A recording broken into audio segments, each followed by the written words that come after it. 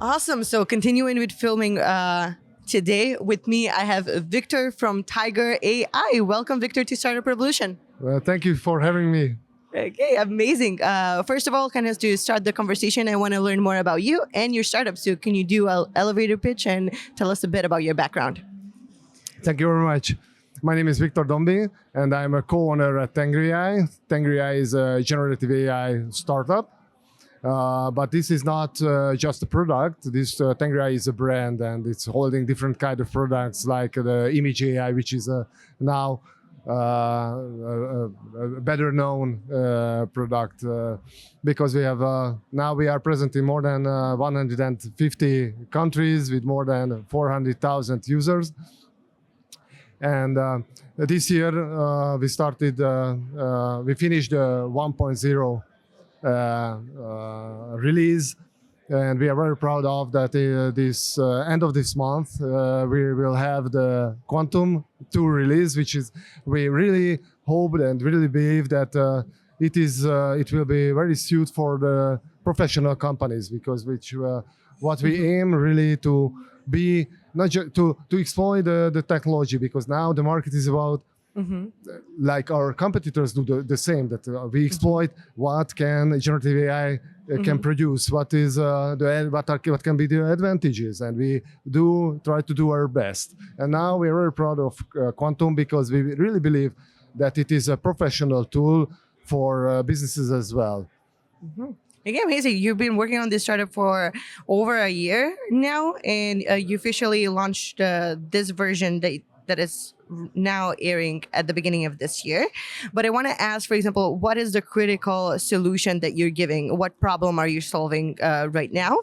And could you tell us more about your business model? All right. Yeah, the critical problem is it is always related to the technology, because we are always struggling, like everyone on the market, to produce the best images from the text, because this is one thing that each of your these applications like ours, you have to learn how to do the prompt properly. But Quantum is a next stage. Is a real cutting edge technology because it follows the prompt for the order very well.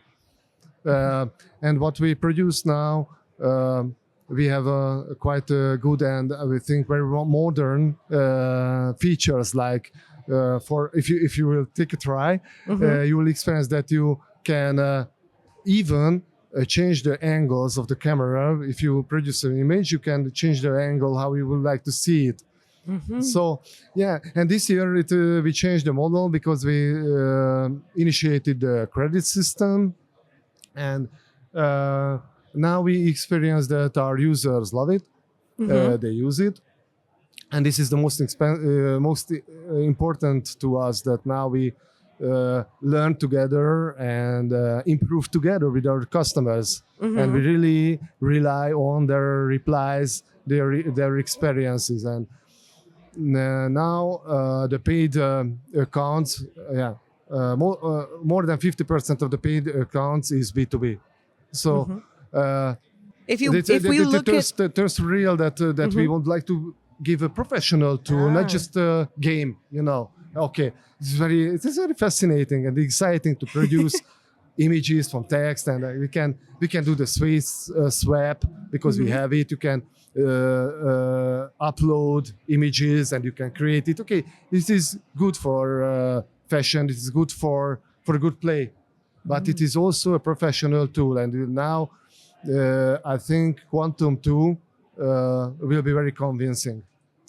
Since you have different products targeting different personas, if we look at your ICP on your B2B business model, what are we looking at?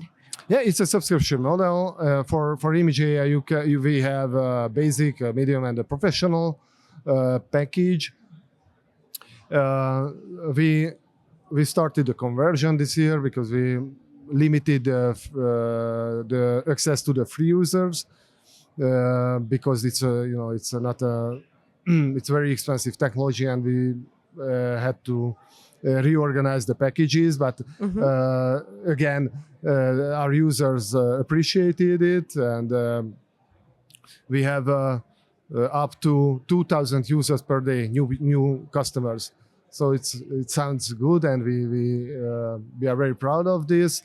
Yeah, but this is the image AI. But otherwise, we also have product called Ask Phil. This is not for small and medium-sized companies like the image AI. It is much more actually for the large companies, because Ask Phil is a AI-based AI agent. This is through a chat. You can fill in forms. I know everybody hates filling in forms, like takes a lot of time. Okay, tiring.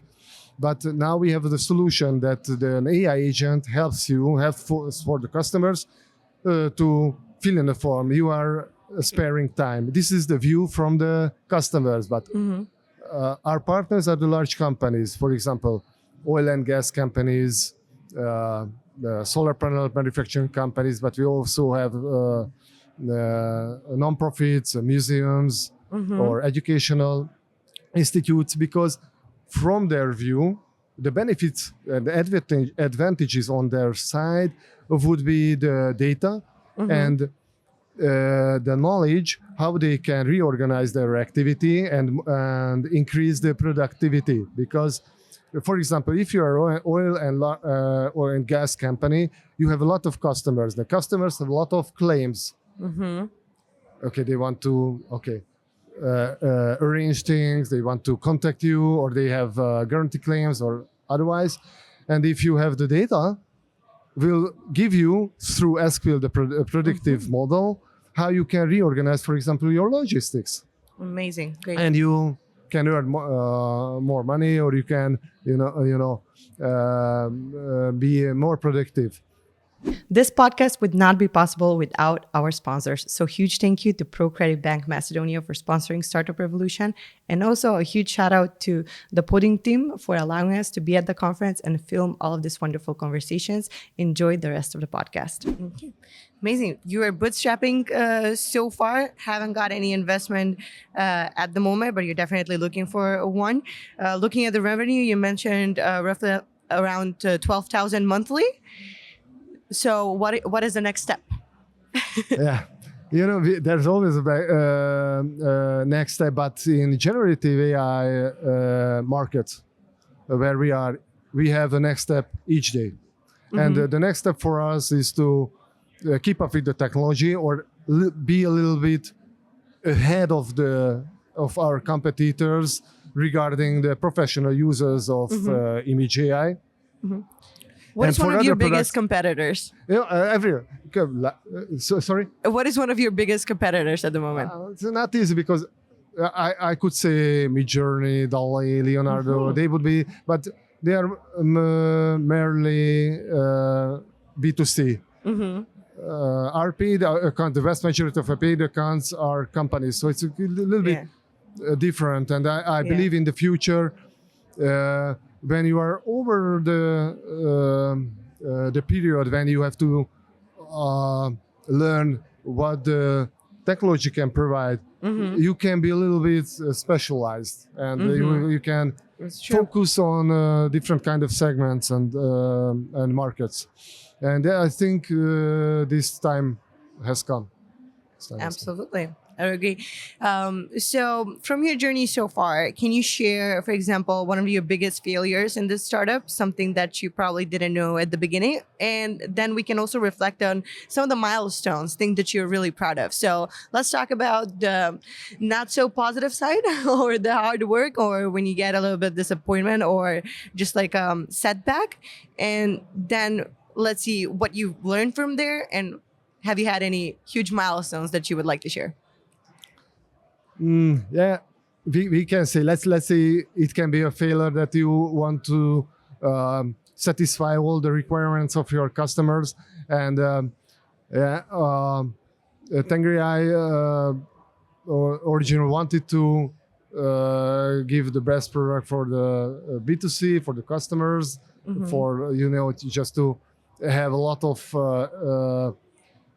customers to get the feedback from them. And we were struggling that we have a lot of infrastructure and a lot of costs, related to have them. And we had a hard decision that we have to limit the free accounts, the free users, and maybe it was a failure because we could have done it before. But now I wouldn't say it because the free users are still with us. So it's a good thing, I think. Now,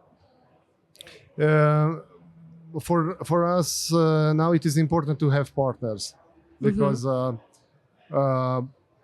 for example, if we start to concentrate on the B2B business for SQL, we need more use cases because now we have the product, which is like a model, and we customize it to different kind of partners. And that's why we need partners, and we quite need funding as well, because it's a huge task. Because at the end of the day, we believe that we will have the SQL for museums, we will have the SQL, the agent for oil and gas, for river companies. But now we have to put resources how we customize our services, and this is. When you innovate, you also have to optimize. It is a challenge that you have to be on time. You have to have the right decision. You have to make it clear. Now we are at the moment. Now we have to optimize. Now we don't have to fulfill all the requirements. We know who our customers are, but it is always the first step is always to go to the market, look around, have the feedback, then finalize your business model and be professional. Awesome. And what is something like a success that you would like to share with us? Maybe? Success. Every day is a success. That's what. That's for you. I have to say that because we have so many positive feedback. Because we can see on the social platform, we can see that our customers are so cool and they are so enthusiastic how they use it, and we get a lot of feedback, and it is very exciting to have this community with us and be better and better with them. And this is real success. Now, I'm personally I'm an innovation-driven person, and in my company, which is a holding company and investor in itself, we always try to be brave,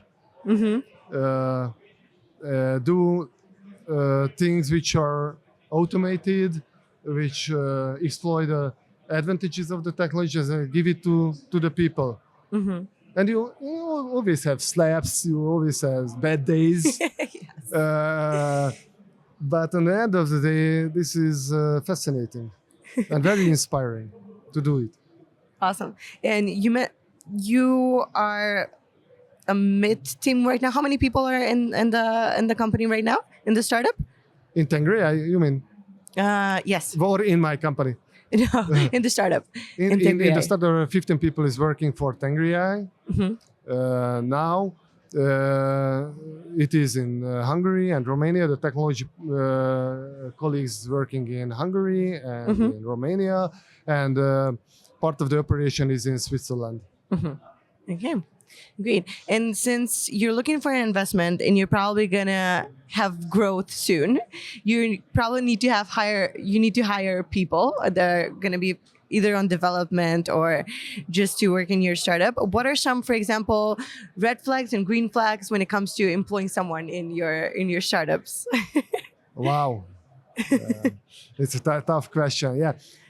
To be honest, we have a pool. We are now working with more than 15 people. They are the employees, but we have a lot of experts who are with us and supports us.